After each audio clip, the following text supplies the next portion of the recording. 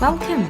Hi, I'm Mikki, and this is Mikkipedia, where I sit down and chat to doctors, professors, athletes, practitioners, and experts in their fields related to health, nutrition, fitness, and well-being. And I'm delighted that you're here.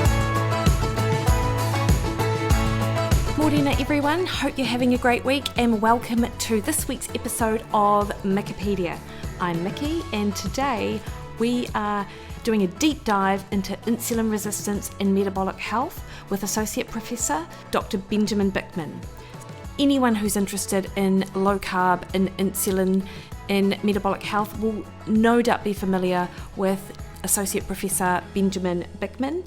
He is a professor of physiology and developmental biology at Brigham Young University in Utah, and his research lab is really interested in looking at metabolic health, at insulin resistance, and looking at mitochondrial function and cellular processes that are involved in fat development. And whilst that is like super geeky and kind of sciencey, at the heart of it though, Ben is just so good at translating that science into everyday knowledge and how we can apply that for the general audience. And if you follow Ben on Twitter or on Instagram at Ben Bickman PhD, you will absolutely get a sense of that as he takes topics and really kind of distills them down into information that anyone can understand. Not only that, Ben does have a book, and we talk about the premise of the book, and it's called Why We Get Sick. And this is one that is on order for me from bookdepository.com, and I'm really looking forward to doing a bit of a dive into it. And this is what we discussed today on the podcast, is the relationship between chronically high or elevated insulin and its relationship to chronic disease and how we might reverse that. He was super generous with his time, and I really hope that you get as much from this conversation as I did with Dr. Ben Bickman.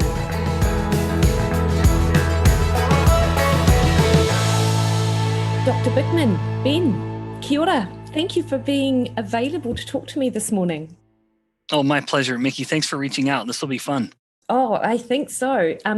In part, mostly because I'm talking to you, and I've engaged in a lot of your content over the last few years as I kind of delved into this low carbohydrate, insulin resistance space, of which, you know, it's really interesting, Ben. I have you think you know something about something, and then you listen to the likes of yourself, and then you're like, I have almost no idea. You know, I don't even know what I am talking about. So well, thank goodness we're talking about the one thing I know anything about, because otherwise I feel that way about every other topic. It's ridiculous, isn't it? When someone like asks me something nutrition related, Ben, which is like completely unrelated to the things which I'm interested in and which I teach on, and I have no idea, and I immediately feel fraudulent, like I should be across everything, and you just so hard. I know exactly what you're talking about. It's sort of this fictional patina of academics, where people look at us and think we know everything, when the truth of it is we usually know no more than what we just stated. You know, there's no more depth. There's no more depth to it. And yet we hoped to exude that there's this deep pool of knowledge, and the truth is always very disappointing. It is very disappointing. And look, let's be fair. Most of the time we use this to legitimize the time we spend on Twitter and PubMed, basically. And go, I'm getting paid to research my favorite topics. Yeah. And, you know, it's so interesting, Ben, because obviously you are...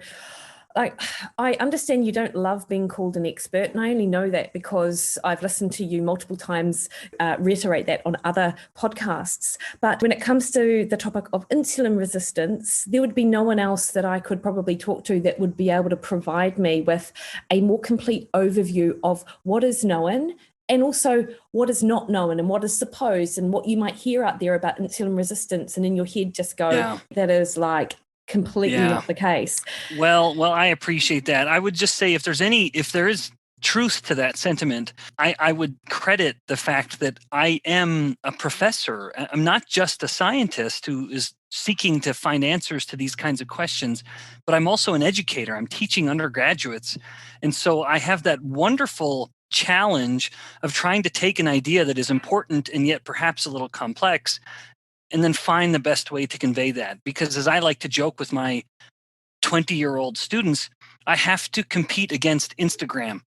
And so I'm imagining at any moment, this class of 150 kids, their temptation at any moment is to pull their eyes away from me and look down at their phone or their laptop and fiddle around on social media. I have to constantly be kind of trying to pull their attention back.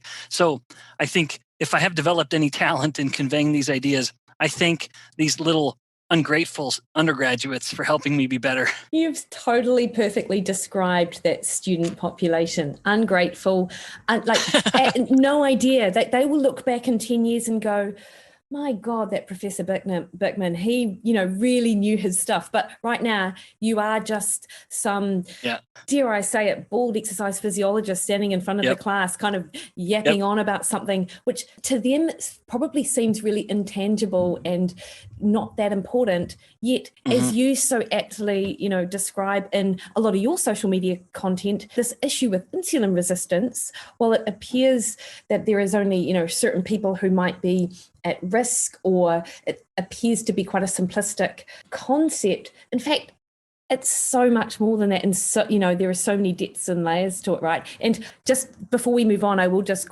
qualify my bald exercise physiologist comment by saying that most exercise physiologists I know are in fact bald.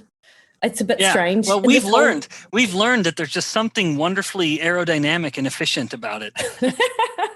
I love it. It's great. So, okay, Ben, let's just kind of dig in, right? First of all, you didn't really start in this area of insulin resistance and looking more particularly at fat cells, did you? Like, what is your background here?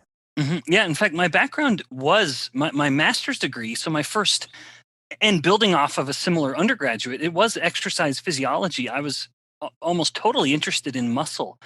And so at the time, I was interested in how muscles adapted to stressors like exercise and how they became better, bigger, faster, stronger. However, towards the end of my master's degree, I stumbled upon a manuscript that detailed this phenomenon where fat cells secreted pro-inflammatory proteins. And that was such a fascinating finding for me, because I was, as many were in the early 2000s, interested in this twin epidemic of diabetes and obesity, that they always were kind of moving together. And it wasn't totally clear yet what connected too much fat tissue to a disease like diabetes, or let alone any other problem like heart disease. We knew that having too much fat would increase the risk of disease. And this study helped put in what I considered to be an essential piece, an essential mediator, that fat cells were contributing to inflammation. And that then explained the connection to other disease like heart disease and diabetes. And so that kind of started the beginning of my transition, oddly, away from muscle into the fat cell. And so when I am asked to describe what I do as a scientist, I more and more say I am an adipocyte biologist or a fat cell biologist. Whereas I kind of used to be a muscle cell biologist. I would study the intricacies of a muscle cell. Now I really study the intricacies of fat cells. So when I am working with my colleagues who also study humans, which I do more and more as a research model, they are getting muscle biopsies. I'm getting fat biopsies. I want to see what's happening in the fat of these individuals. So that is what has partly gotten to me where I am, but I've left out a few blanks there or gaps, which was that the more I was seeking to understand how fat tissue connected to disease, inflammation was a part of it. And it is in its own right, but another mediator, and what I would consider actually the more relevant mediator, that was insulin resistance. And interestingly, insulin resistance builds on inflammation. So even the adipose derived inflammation fits into insulin resistance, promoting the disease state throughout the rest of the body. But when we look at how fat tissue is connecting to chronic diseases, insulin resistance is what I consider to be the great mediator. Okay. So if we almost do a little 101 here, what is insulin resistance? Yeah, insulin resistance, I like to say, is a coin. and a coin has two sides, but we call the coin insulin resistance. And I emphasize that to help mitigate any potential confusion in describing the sides of the coin. One side of the coin is insulin resistance itself, where we have some cells of the body are resistant to insulin's effects. So once upon a time, insulin could come to that cell and get this much of an action. Now that cell, insulin is only eliciting this much of the action. So the cell has become insulin resistant. But importantly, not all of the cells of the body become insulin resistant. Some of the cells continue to respond to insulin with as exquisite sensitivity as they ever did. That becomes a particular problem in light of we flip the coin to the other side, and that is the hyperinsulinemia. That is a fundamental feature of insulin resistance in a body where insulin isn't working on some cells, that's the insulin resistance, but their blood levels of insulin are chronically higher than they used to be, even in a fasted state. So they chronically have higher than normal levels of insulin. And again, that is a problem because some of the cells of the body continue to respond to insulin perfectly, but now they're drowning in all of the insulin. Insulin is telling them to do too much, but they still do it because they're insulin sensitive and they can't help it. So it's the confluence of those two events, compromised insulin signaling in some cells, but perfect normal insulin signaling in others, and hyperinsulinemia. To look at those two, to consider those two together enables us to understand how insulin resistance, as both of them, results in an increase in the risk of virtually every chronic disease. So interesting. So with these two different cell types, is there something particular about those cells which make them more resistant and more sensitive, or continue to remain sensitive? Like, what's the what distinguishes them? Yeah. What a great question. I actually don't know. So for example, muscle cells become almost kind of globally insulin resistant. But in contrast, theca cells of the ovary, for example, don't. They maintain very high sensitivity to insulin. And so I'm afraid I don't know. I can't. I know what is happening in the cell to make one insulin resistant or not. But why it's happening in one cell and not another, I can't speak to. So interesting. And interesting that you bring up the theca cells of the ovary. So, what does that then result in with this kind of hyperinsulinemia and the cells being flooded with insulin? Like, what happens there from a health perspective? Yeah, in the case of the ovary with the theca cells, it's a very specific pathology called polycystic ovary syndrome, one that is relevant and most people would have heard of because it's the most common form of infertility in women. And very briefly, for a woman to ovulate, she needs to have a big spike in estrogens. And that means the ovary needs to convert a lot of androgens like testosterone into estrogens. That's a little known fact in both males and females. All estrogens were once androgens. It's just that the gonads, the testes or the ovaries, convert a certain amount. And unsurprisingly, ovaries have a higher rate of conversion than testes do. Insulin stops that conversion. It inhibits the conversion of androgens to estrogens. So two things follow. One, she fails to get the big estrogen spike. It's a modest little estrogen bump, not enough to induce ovulation, so she fails to ovulate. Secondarily, she does have an increased release of androgens, and so she starts to suffer from some of the uncomfortable, changes that accompany higher levels of androgens, like baldness or facial hair, like whiskers and hair growth, or even acne. Now, that the degree to which a woman will experience that depends, of course, on the levels of androgens. Some may never experience that.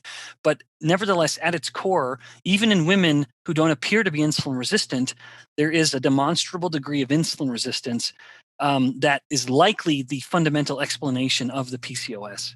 So interesting, because of course, and I may be completely wrong here actually, Ben, and you'll be able to correct me if I am. In a male, if there's often this association between, and maybe it's not hyperinsulinemia, maybe it is just fat tissue, but as I understand it, a man that carries excess body fat is more at risk of having lower testosterone, in part because that testosterone is being converted into estrogen through aromatase. Have I got that right? You got it absolutely right. And in that case, that is independent of the testes. It's not the testes mediating that. It is, as you said, the adipocytes. It's the fat cells themselves, which start to express aromatase.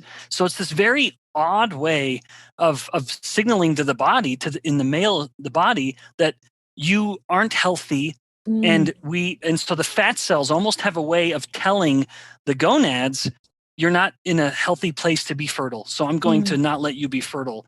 And that, of course, it does so by pulling those androgens like testosterone in and then converting them into estrogens. It's like almost as if the fat cells are ovaries. They're acting like ovaries in the case of an overweight man. Yeah. So when it comes to insulin resistance, people who have obviously heard the term, because it's quite a widely known term, but I feel like it's not that well understood. And in part because you often hear people say carbs make you fat, carbs make you insulin resistant. And that is, and that is the only, I suppose, discussion point around that. But as I understand it, there is actually a few different pathways with which we can become insulin resistant. Can you kind of talk us through that, Ben? Absolutely. Yeah. So while I will explain these, I don't think it would be fair to only implicate any one single of them. I think that in every case, clinically, there's going to be a confluence of, of more than one of these. So I think there's two ways to look at the causes of insulin resistance. What I consider primary causes, and then we'll touch on a secondary cause. The primary causes, I call them primary because there's evidence to support these, and I'll outline them in just a moment, at all three levels of biomedical research. In individual cell cultures, like isolated cell cultures that we would grow in a lab in a little petri dish, or in lab animals like the mice and rats, or in humans at the top of this spectrum of models. So again, these three causes that I consider primary, I call them primary because there's evidence to support this at all three levels. Cells, rodents, humans. The first one, in no particular order, is inflammation. When there's an increase in these inflammatory pathways within a cell, which is typically activated by things called pro-inflammatory cytokines, like those coming from fat cells, for example, inflammation will promote insulin resistance. This, again, has been shown to happen in all three of these biomedical models. A second one is stress. And the two prototypical stress hormones, namely cortisol and epinephrine, those are insulin antagonists. They make cells insulin resistant. And once again, we see this in cells, rodents, and in humans. And then the last one is the one that I focus on the most because I think it's the one that we can change the most readily. And that is insulin itself. Chronically elevated insulin causes insulin resistance. And that sometimes seems a little odd to people, but it is representative of a fundamental biological principle, which is when there's too much of a stimulus to a cell will downgrade its sensitivity to that stimulus. It's almost like it's been a person who's constantly surrounded with noise begins to become deaf to that noise or any noise. The same thing happens with the cells in some instances. When a cell is inundated with insulin, it can become insulin resistant. And again, this has been shown at all three levels, cells, rodents, humans. So we cannot deny its relevance. And again, I focus on it because trying to address something as vague as inflammation, that's hard. A person might not know the source of the inflammation in their bodies. Focusing on something as difficult to pin down as stress could be very difficult. A person can't just remove stress from their lives or immediately change the way they're responding to a stressful situation. A person can very, very rapidly and dramatically change their insulin by simply changing what they're putting in their mouths. And so that's why I focus on that variable more than the other two. Now, nevertheless, all three of those are what I consider primary causes.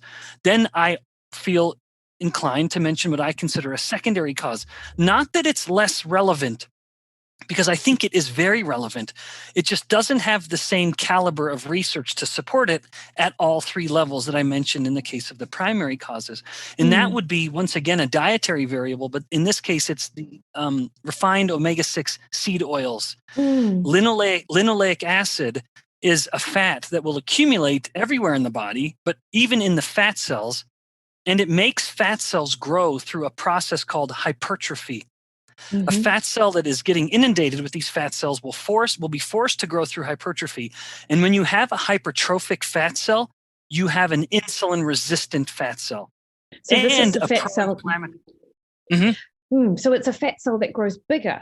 Whereas, that's right. What would a healthy fat cell typically do? Yeah, that's right. Yeah, so this allows me to introduce what I consider the actual origins of insulin resistance in the whole body, where it or rather, which cell type becomes insulin resistant first. That's very much a matter of debate. I strongly contend that fat cells are the cells that become insulin resistant first. And when someone's gaining weight, they can gain fat mass through two different mechanisms. For a time, they will happen together, but usually one will stop and the other can continue. And I'll elaborate. So in fat tissue, when what we can pinch and jiggle on our bellies or arms or anywhere else, when it's getting bigger, it's a combination or a mix to varying degrees of hyperplasia and hypertrophy. Hyperplasia happens when we have fat cells getting a little big, and before they ever get too big, they recruit new fat cells into the area. And so hyperplasia is like a hotel that always has vacancy. There's always room for more storage, because the moment those rooms are full, they just make some new hotel rooms or new fat cells. And never do the rooms get too full. They never get bigger substantially. In contrast, and this is how most people get fat, the overwhelming majority of people, including obese people, get fat through hypertrophy, which is when the fat cell number isn't expanding. There's no hyperplasia, which is more and more cells. It's that the fat cell number is fixed, and each fat cell is forced to get bigger and bigger and bigger. And that creates two problems. One is the problem of size. A fat cell that is getting too big will reach a point of maximum dimensions that it cannot get any bigger. But the hormone insulin, which must be elevated for fat cells to grow through either mechanism, hyperplasia or hypertrophy, insulin is constantly trying to tell that fat cell to get bigger and bigger and bigger. The fat cell knows it can get no bigger, and so it becomes insulin resistant. And whereas insulin is attempting to prevent the fat cell from leaking its fat and breaking fat down, it becomes resistant to that effect and now starts leaking free fatty acids into the blood, also called non-esterified fatty acids. It's the same thing. So we have the insulin-resistant hypertrophic fat cell is now leaking free fatty acids. At the same time, and it's doing so to try to survive. It's doing so to try to prevent itself from getting so big that it would literally burst. We have a second event happening in the hypertrophic fat cells, and that is as the individual fat cells are getting bigger and bigger and bigger, all of them, they are pushing each other further and further away from capillaries, which is the blood flow through tissues. And that, of course, is not compatible with cell survival. A cell must be close enough to the blood to exchange gases and to exchange nutrients and anything else. So these overfull fat cells are getting too far from blood vessels, and so they will start secreting pro-inflammatory proteins. And some of them in an effort to increase, to promote the development of new blood vessels. In the process, these fat cells are leaking these pro-inflammatory proteins throughout the entire body, thus increasing inflammation everywhere. So it's such an interesting paradigm, because when the fat cells are becoming so hypertrophied, they become insulin resistant and pro-inflammatory in order to save themselves. Okay. But in the process, they make other tissues of the body sick and insulin resistant. So if we look at this row of dominoes, the fat cell is the first one to fall in becoming insulin resistant. And then in so doing, it starts knocking down all the rest. And that's where we have the other tissues like brain, liver, muscle, etc., becoming insulin resistant. I believe it starts at the fat cell. Okay. And linoleic acid is one of the things which causes the hypertrophy of the fat cell? That's it. Yep. Yeah. And thus contributing to the insulin resistance there. Okay, so question. So what is it about linoleic acid in those PUFAs particularly that can create this situation outside of, say, saturated fat? Yeah, that's right. Because saturated fat doesn't appear to contribute to that at all. Mm. It is entirely what linoleic acid is turned into. Okay. So one of the problems with linoleic acid being a polyunsaturated fat is that we eat so much of it. Mm. In the United States, and I wouldn't be surprised if it's very similar in Australia and New Zealand, soybean oil, which is very, very high in linoleic acid, is the number one consumed fat in the American diet. So Mm. the average American gets more of their fat calories from soybean oil than any other fat. And the next most common is shortening, which is another seed oil derived fat. Yeah. So another artificial linoleic acid rich fat. So this matters. So linoleic acid is rapidly oxidized or converted into what's called the lipid peroxide. And the specific molecule is one called 4-hydroxynonenal. Mind you, there are numerous metabolites that linoleic acid can turn into. None of them are good. And this is only the one I'm mentioning in the context of the fat cell, where 4-HNE, this metabolite of linoleic acid, prevents a process called adipogenesis. It prevents the creation of new fat cells.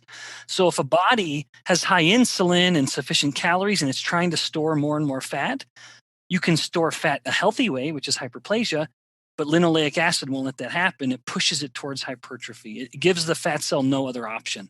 Okay, that makes total sense. And you described with soybean oil you're absolutely right. Of course, that American diet is, in essence, actually more of a Western style diet. Like we're not that different from what it's like in the States. In fact, I actually like to say nowadays it's the global diet, because I've been around Asia, Southeast Asia, India, and it's the same. In fact, even worse there, and even in the Middle East, it's kind of more prototypical American than even we are in the US. Yeah, so interesting. And the thing with the soybean oil, as you mentioned, it is part of the whole ultra processed food package, right? You've got the fat, which is typically this PUFA. You've got the starch, and then you've got the sugar, salt, additives, preservatives, things like that.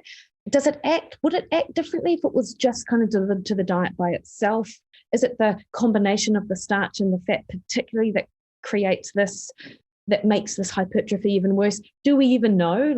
Well, no, we don't know. What a wonderful question. If we can tease these two apart, which is unfortunately, I think, just an academic effort now, because I don't know of evidence that has sought to do that. I think in the absence, so linoleic acid itself will have numerous consequences throughout the body, and I'm only focusing on insulin resistance because that's my focus. There are, in fact, other consequences of linoleic acid that are catastrophic, that are independent of insulin resistance.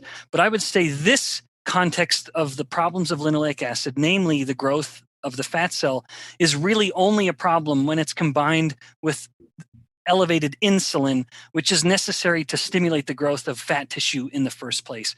As much as people want to poo-poo the relevance of insulin and just say, no, it's just purely a caloric thing, a caloric issue, I am unaware of any exception to this, and it might be an artificial statement to make because in reality it just doesn't happen that way. But you cannot make a fat cell get big unless insulin is elevated. It is impossible.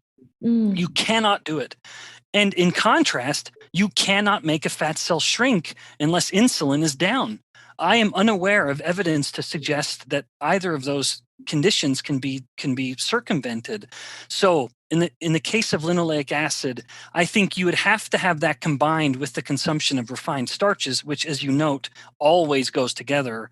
If you were to eat the linoleic acid alone, again, I'm repeating myself, but there would be other consequences. Hypertrophy of the fat cells probably wouldn't be one of them. But mind you, that linoleic acid does accumulate in fat cells. And so once it's there, it's hard to know, the degree to which it's there already. And if you are spiking your insulin later, even later in the day, I wouldn't be surprised if you're still capturing the two of them together, even though you didn't eat them at the same time. Yeah. And the elevated insulin, as you mentioned, is the big part of the puzzle here. And this is probably just academic as well, but, it's obviously we're talking about excess calorie loads as well with regards to having that elevated insulin. If you were to drop down the calorie load so it was hypercaloric, would it have the same effect then, or is it is that not even, is that just ridiculous to even consider? Yeah.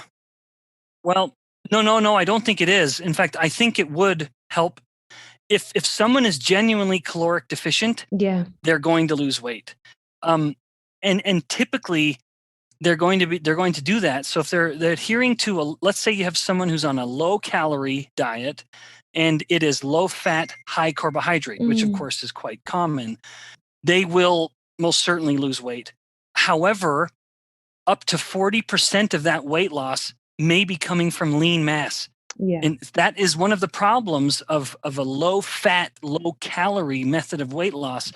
A significant amount of that may be lean mass, and only half of it potentially, or barely more than half of it, is actually a loss of fat mass. And that's because maybe perhaps the higher levels of insulin are defending the fat cell more than it's defending other tissues. And then in contrast, if you have someone who's adhering to a lower carbohydrate diet, I would argue they have a little more wiggle room in their calories, because keeping insulin low, one, of course, it's going to facilitate the use of fat from the fat cell, but insulin also will alter metabolic rate. So even then, with a low carbohydrate diet that keeps insulin low, you can have a metabolic rate that's 300 calories per day higher than when you're spiking your insulin. And so that just gives you a little more metabolic wiggle room to account for calories. Yeah, so interesting. Like I haven't engaged personally in these, but I've seen these debates and discussions, but obviously I've seen them in the interwebs. It's hard not to see them. This whole debate around insulin and the importance of that, and ketogenic diet, and that increase in energy expenditure, how meaningful it is on a kind of population level. That is actually hugely meaningful. Like if you've got a massive population level to be able to expend 300 calories more, you'd imagine that would make a massive difference to the overall health outcomes of related to diabetes and cardiovascular disease and whatnot. Especially, yes, I agree. And I would just add, especially in the context of someone who is insulin resistant. Yeah. There was a study done that looked at that question. It explored the response to low carbohydrate and low fat diets in people who were either insulin resistant or insulin sensitive. The insulin sensitive people responded well to both diets, low fat or low carbohydrate. However, the insulin resistant group did not respond to the low fat diet in a good way at all. They responded massively to the low carbohydrate diet. So I never intend to tell people there's only one way to do this. But I would say if someone is worried about insulin resistance, there is, in fact, a better way to do it. And that is by controlling carbohydrates. I'm not saying don't eat them at all, but you need to be smarter about the one macronutrient that has the most significant effect on insulin. That's the one to avoid or to be careful with. Okay. So I'll ask you this question and I'll move back to some of the other things around insulin resistance. I often see debated as well, and I have an opinion about this, but I'd love to hear your thoughts. Often people say who are very keto-minded that protein is also something that we need to be really mindful of with regards to its effect on insulin. Is it a particular population that might have more of an insulin spike to protein than others? Is it something that we need to be concerned about with regards to insulin? Okay, yeah. Yes, so there is an insulin response to protein anytime. And then, my addition to that sentiment is the degree to which protein will elicit an insulin response depends very largely on the underlying glycemia of the individual, including whether the person is eating carbohydrates with their protein.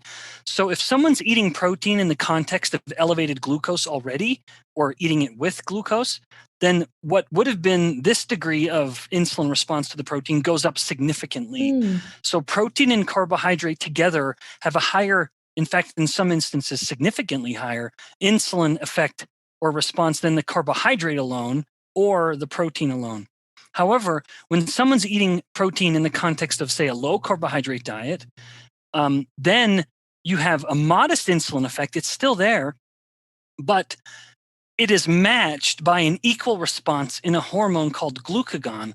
And glucagon is one of insulin's opposites. When insulin wants to tell fat cells to store energy, glucagon wants to tell fat cells to break down the fat. When insulin wants to tell the liver cells to stop making ketones, glucagon wants to tell the liver to make ketones and to burn that fat for ketogenesis. So there's a little bit of nuance when it comes to understanding the insulin effect or response to dietary protein. And really, that nuance is it happening in the context of elevated glucose or not? Now, importantly, I feel compelled to add this. In nature, protein, the best proteins almost never come with carbohydrate. The only exception to that is milk.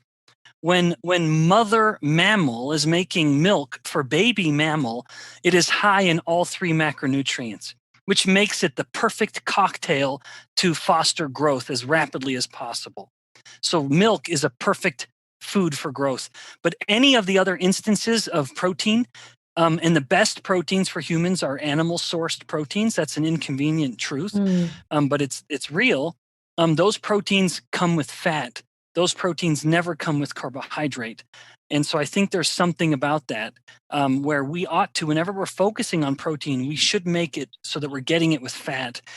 Fat helps protein digest better. That's a little known fact that when someone eats fat, the intestines, we have this increase in bile acids to facilitate the digestion of the fat. But we also use bile acids to improve the digestion of proteins. And that may be why fat and protein together are more anabolic. They're more muscle building than protein alone. And that was very well shown in a human study a number of years ago. In contrast, carbohydrates with protein have no additive anabolic effect beyond just the protein alone. Yeah, no, I've seen that as well, Ben. Thank you for clarifying that on the protein insulin front, because it's something which you hear quite a bit out there on the interwebs. Yeah. If I come back to the causes of insulin resistance, so there is a definitive path with which we can lower insulin and therefore improve insulin resistance through that avenue. Will a low carbohydrate approach help individuals whose insulin resistance might stem from inflammation or from stress? No. Well, let me take a specific example. If someone has insulin resistance because of inflammation from an autoimmune disease, then it won't help. So, for example, there was a study that documented the rise and fall of insulin resistance with the rise and fall of rheumatoid arthritis. Most autoimmune diseases, like rheumatoid arthritis, will ebb and flow. They'll have active phases and then quiet phases. And as they noticed, the rheumatoid arthritis was more active, insulin resistance was up. When the rheumatoid arthritis subsided, insulin resistance went down and insulin sensitivity improved. Or we take someone who has elevated levels of cortisol, either through a disease like Cushing disease or say something like chronic stress. That will promote insulin resistance completely independent of the diet. I would simply say, I would add only that why make matters worse by spiking your insulin with refined carbohydrates? I would just say, even though there's no evidence to support this, so I'm speculating, change your diet anyway, just to help as much as possible remove one of the other variables. Yeah, no, that makes perfect sense. And, you really do, and I've heard you do this and say this a number of times in your content, you really delineate between refined carbohydrates and those cellular carbohydrates, the ones which are intact cells of carbohydrate, fruits and vegetables, for example. So yes, in your opinion, so you're certainly not a zero carb approach in your lower carb recommendations then? Yeah. So my sentiment, and it isn't just because I want to be polite and diplomatic. I do think it's quite justified. I'm not saying don't eat any, but rather focus on fruits and vegetables. And in general, if a person just does that, they really don't need to make it any more complicated. I do think the moment you start eating grains, you immediately are putting in much more starch. And so you have a much greater glucose and insulin effect. And some people want to tease apart the fruits and vegetables, and some are better than others, and that's true. I just think at its simplest application, control carbohydrates by getting whatever carbohydrates you are eating, let them be from whole fruits and vegetables, not juice. We eat them, we don't drink them.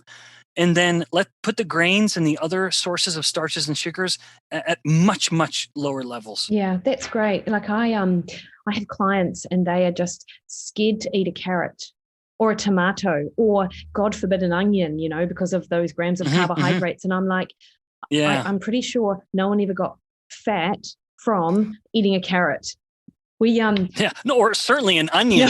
That one to me makes no sense. I know. We, in fact, Ben, when I was an undergrad at University of Otago studying nutrition, doing my master's, we were all lab rats for the original glycemic index studies, looking at the effect that a carbohydrate has. That is Australia work. Yeah, it totally is, right? And look, it was laughable how uncontrolled we were as a group. They would say to us, don't exercise. But as a runner, and 3 other runners, we would secretly do our runs and then, and we wouldn't do the same session every single trial. Like one day we'd have an easy run, another day we'd have efforts. We would not tell Tim, our professor, though. And we were going through, this is the thing. What a wonderful context, actually. So, Mikki, what you're doing is causing me to doubt the veracity of the glycemic index because I know it was happening. I know it was happening behind the scenes. I know. I'm sure that you were probably suspicious of that anyway. But this really highlighted to me just how ridiculous the concept it was. And then in one of the studies, in fact, we were supposed to study the glycemic index of carrots. But when they realized we would have to individually eat about 2.5 kilos of carrots to have any kind of substantial impact on our blood sugar response, they were like, look, they might be students, but we cannot make them do that for that $10 an hour. Yeah, you couldn't. I mean, that'd be like a Herculean effort of gastric distension, to try to keep those down. Can you imagine? I know, ridiculous.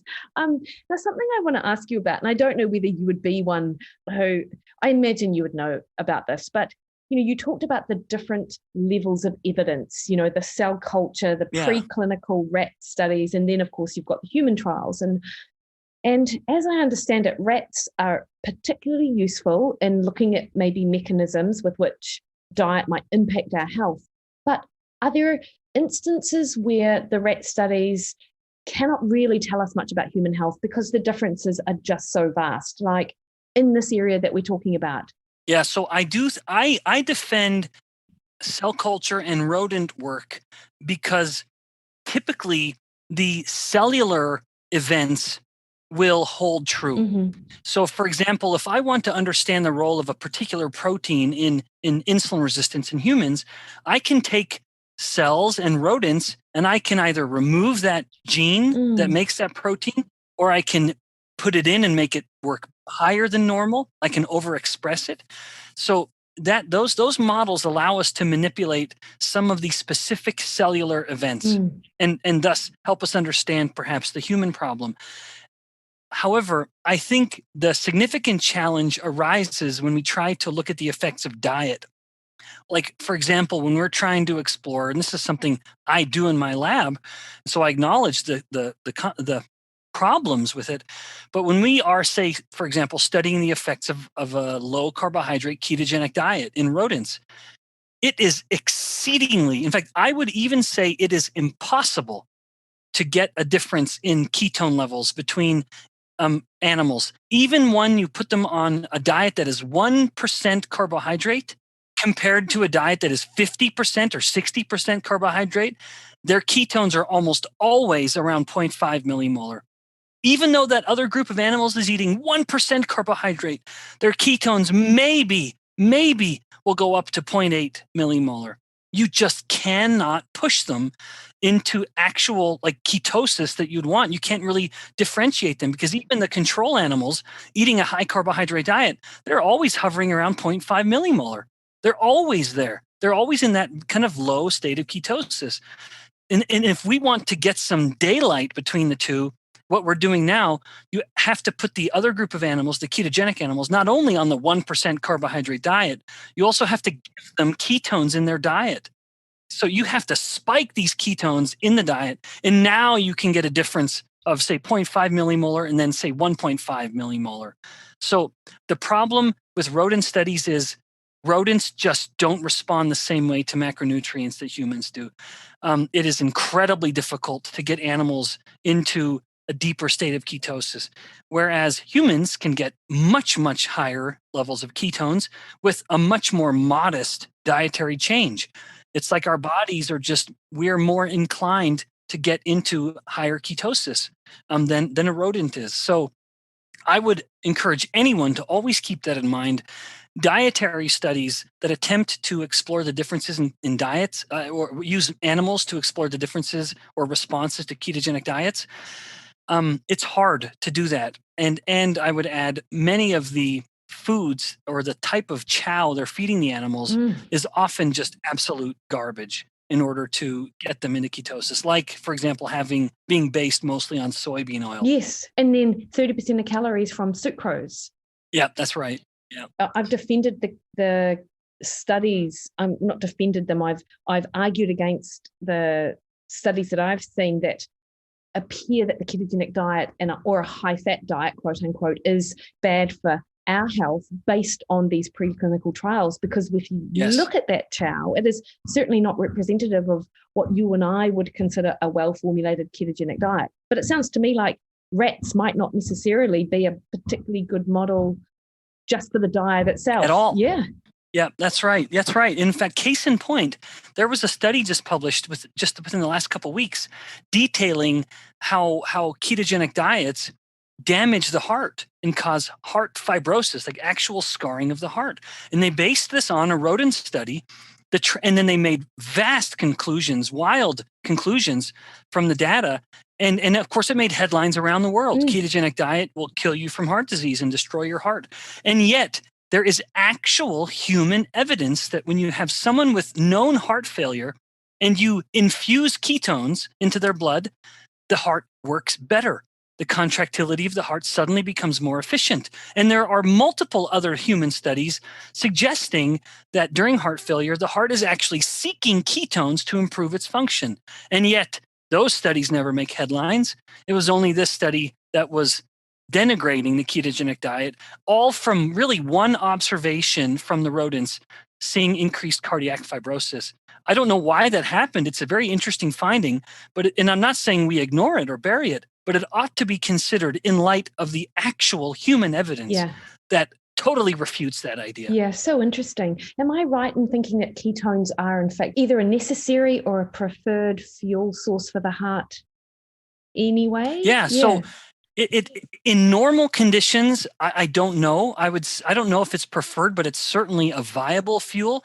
But in heart failure, there is evidence to suggest that the ketones do, in fact, become a preferred fuel for reasons that are unknown at the moment. But again, to reiterate, the failing heart appears to, in fact, seek ketones as a fuel, as a preferred fuel. Okay. So if I think then about neurodegenerative disease and I suppose epilepsy would be another one. And these are actually completely different. These are just brain conditions and completely different, right? But as I understand it, glucose as a fuel source then it's somewhat challenging for the brain to use glucose, and that might in part be some of the issues in and around some of these conditions. And therefore the brain again might require ketones to help fuel, and this can help promote better brain health, I suppose. I've probably just butchered what I just said.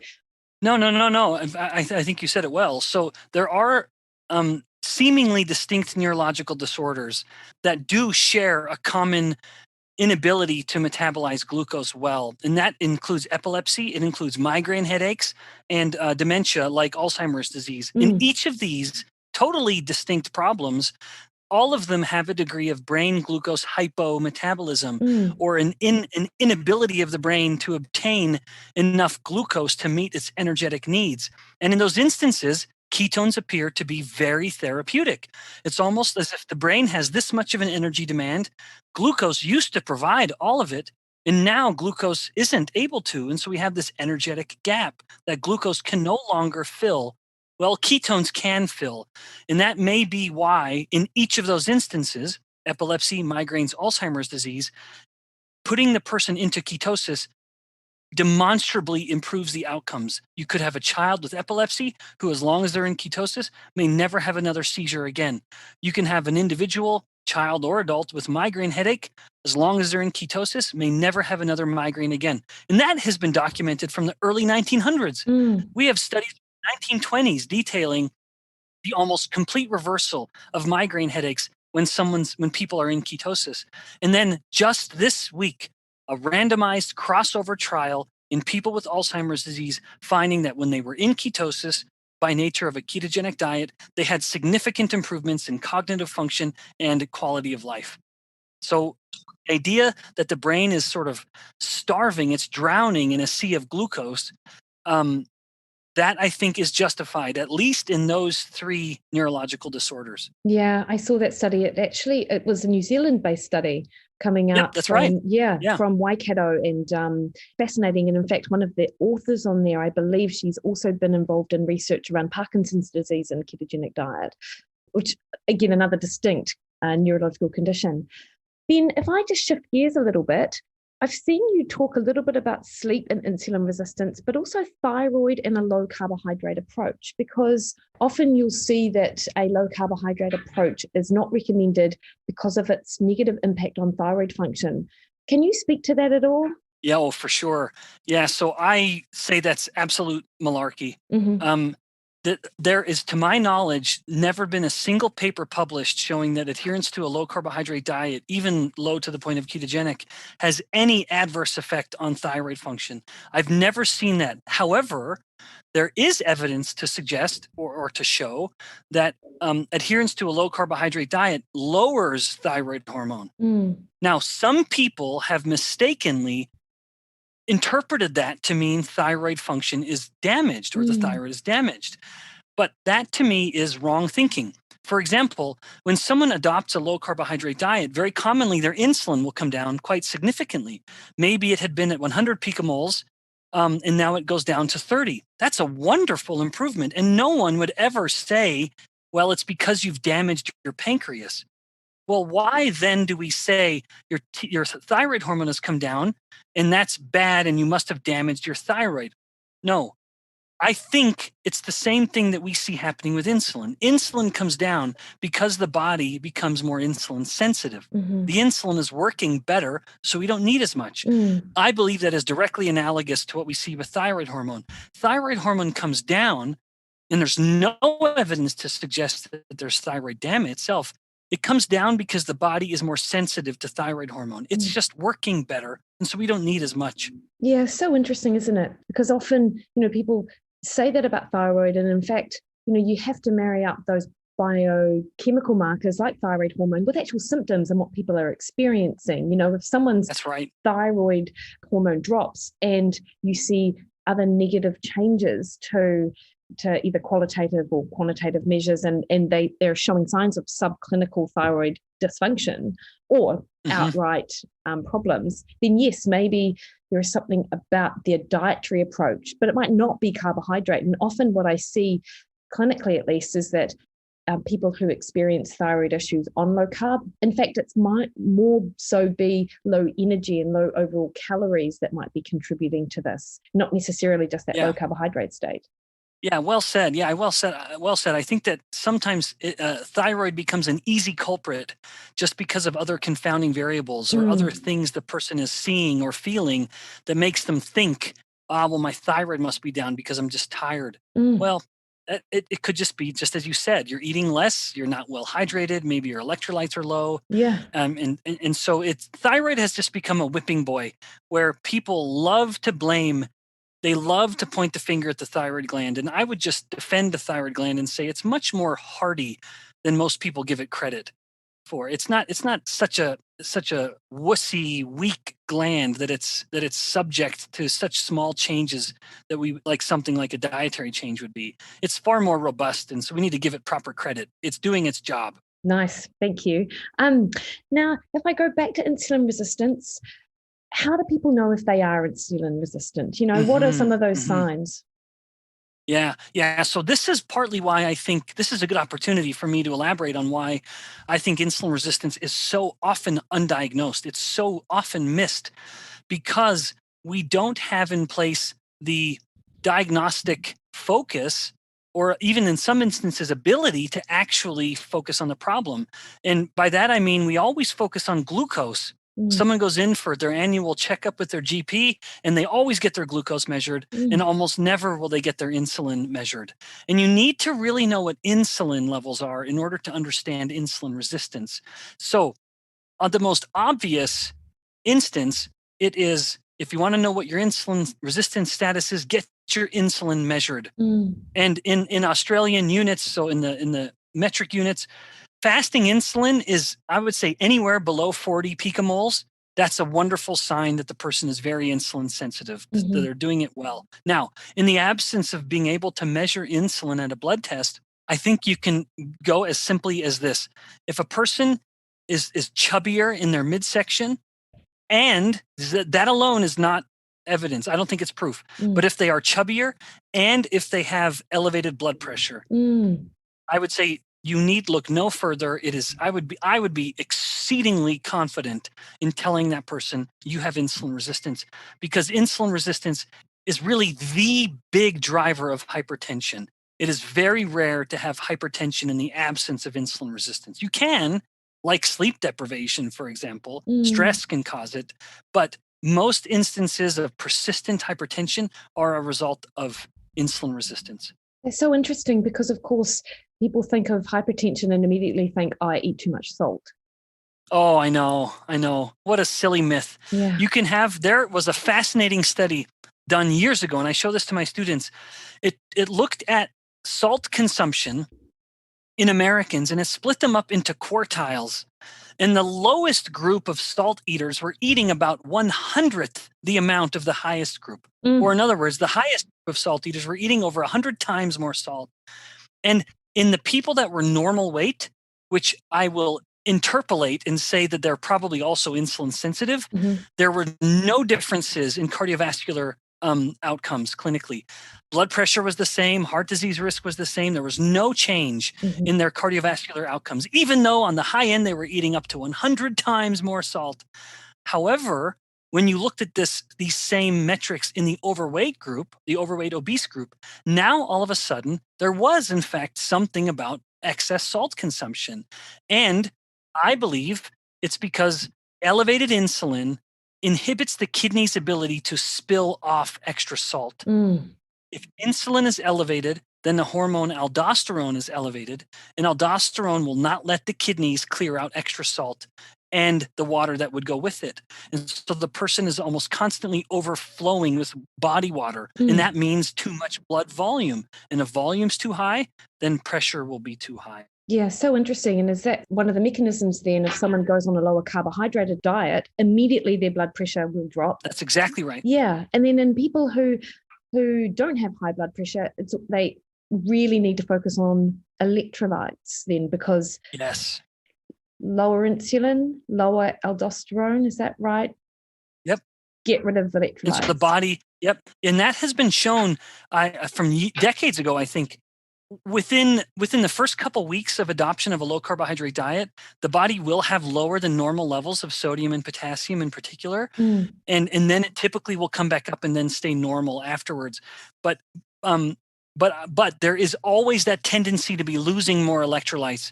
And so I think it is always a point of focus for an individual who adheres to a low carbohydrate diet. You want to be, in fact, I would say, quite liberal with your salt. You want to be gracious in how much you're eating. No, that's great advice, Ben. Now, I understand that you've been measuring your own glucose levels. Is that, or you have in the past? Yeah. Outside of carbohydrate, anything you notice in terms of what might spike or change your glucose levels? Yeah, you know what? This is a boring answer, and someone might think I'm not telling the truth, but no. Wow. It wouldn't matter what. It wouldn't matter how much steak or hamburger or coconut oil or anything else I eat. My glucose would stay absolutely normal. Even whey protein, where I would get whey protein with fat. And whey alone is thought to really boost glucose. I never had any changes in my glucose, only when I would eat, and not only all carbohydrates. I could eat a salad and I would have a very modest effect, more to our point about fruits and vegetables. But if I have a bowl of cereal, of cold cereal, like frosted mini wheats or something, oh my heavens, my glucose levels will spike up into the high 100s for milligram per deciliter. I'm afraid I don't know what millimolar that would be, but a significant increase, a doubling, almost tripling of my glucose, and it would stay up for hours. Wow. So for me, it is an ice cream, huge effect. So I'd like to say that I would only eat those things because I wanted to experiment, and it's not because I wanted to just eat them. So let's go with that idea. I was just being a scientist on myself. So no, for me, it totally was a phenomenon that connected to how much carbohydrates I was eating.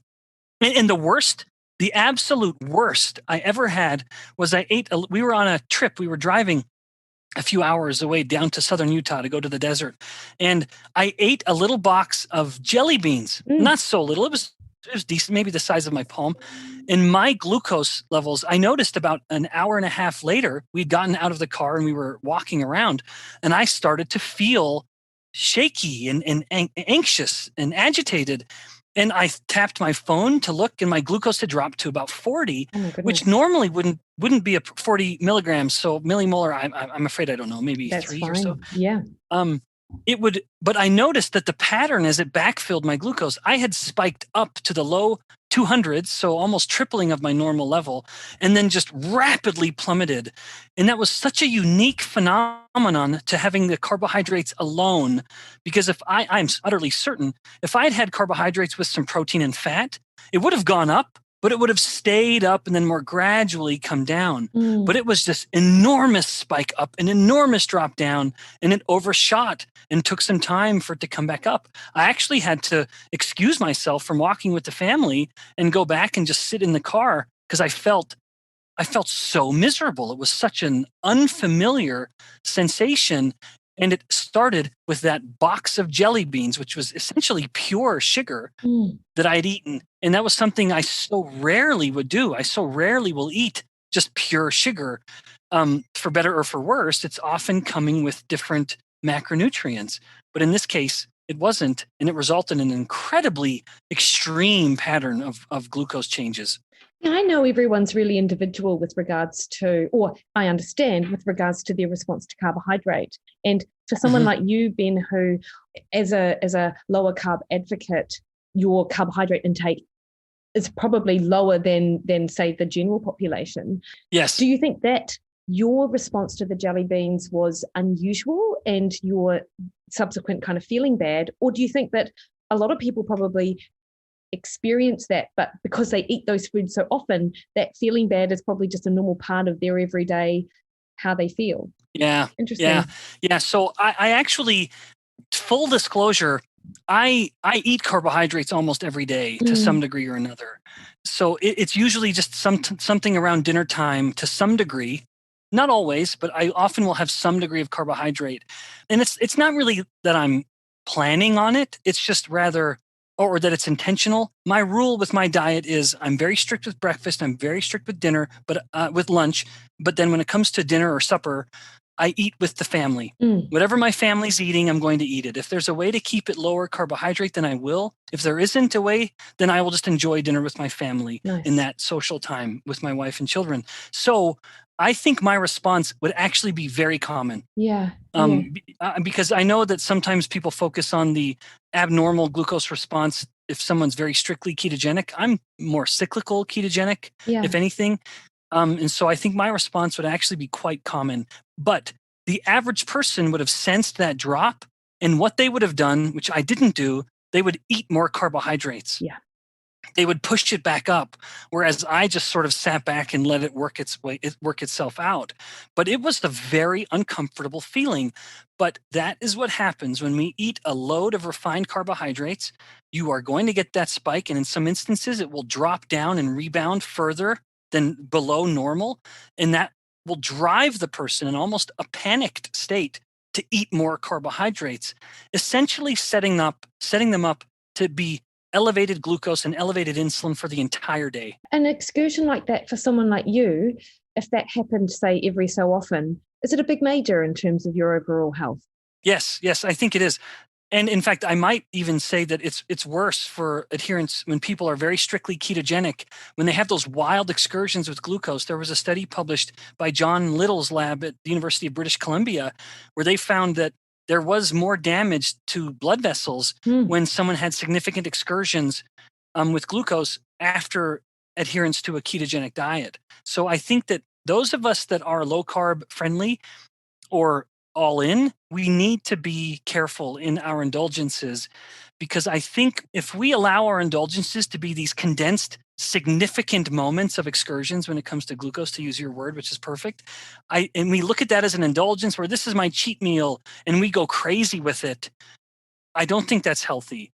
And so now I'm not saying we can't have any treats, but maybe there's a better way, and I don't know what it would be, than just looking at this sort of extravagant bonanza of treats and glucose and sugar in a very narrow window. I mean, maybe there's a better way to do it, but I don't know what that might look like. Well, I know what it looks like, Ben. I think it looks like hot chips and a beer, because you've got the fat from the chips that's going to slow down. Well said. Foster's. Right. Exactly.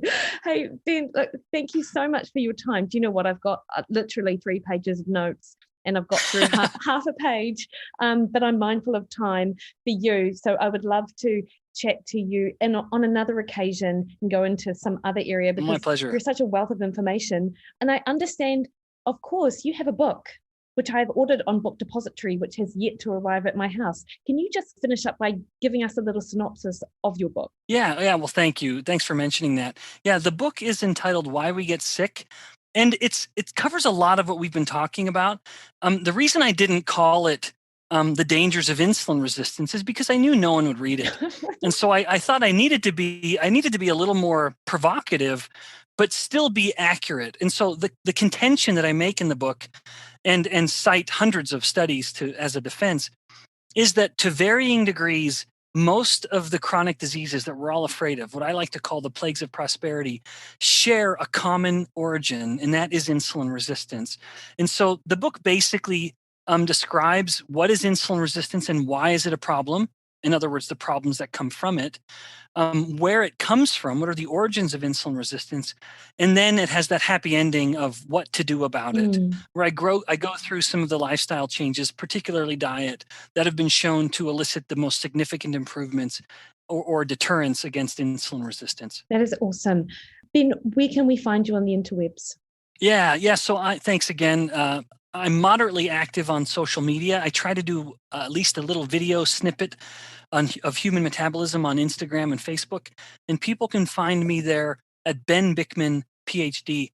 I'm not as active on Twitter as I used to, but it's the same handle there, Ben Bickman, PhD. And Twitter, just because it's such a hostile place, I just don't care for the audience there as much as I used to, and find the Instagram group a little more, well, it's just enjoyable. So I'm mostly active on Instagram. That's lovely. Ben, thank you so much. Enjoy the rest of your day, and hope to talk again soon. My pleasure. Thanks, Mikki.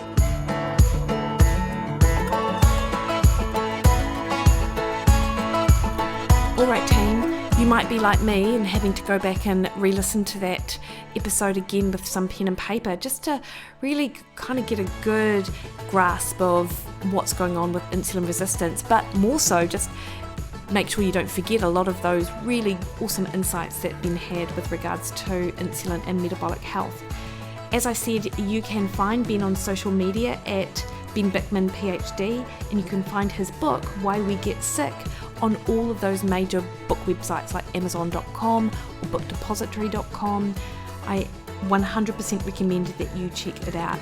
And you can also get hold of him through Brigham Young University website, bikmanlab.byu.edu, over on the internet, and he is really receptive to answering questions and feedback and stuff, so I don't doubt that he will be more than happy to respond to any questions you might have on the basis of our conversation. So that was Ben Bickman, and next week I have the pleasure of bringing to you my conversation I had with Michelle Yandel. Now, Michelle is a health coach, she is a nutrition trained, and she is an educator in nutrition from New Plymouth, one of my favourite places in New Zealand, and she has a really lovely ancestral lens into what she does and her experiences, and we have just such a great conversation. So I'm looking forward to bringing to you that conversation with Michelle next week.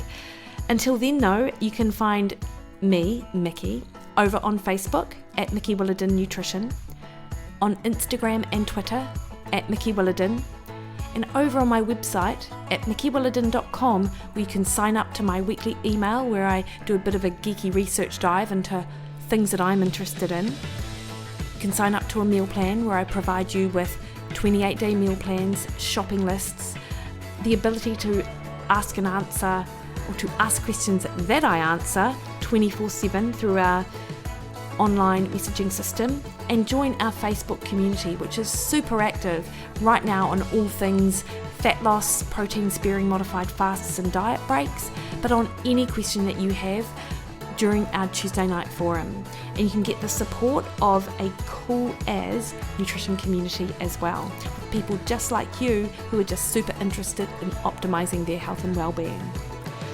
Cool team, I'll see you next week. Bye for now.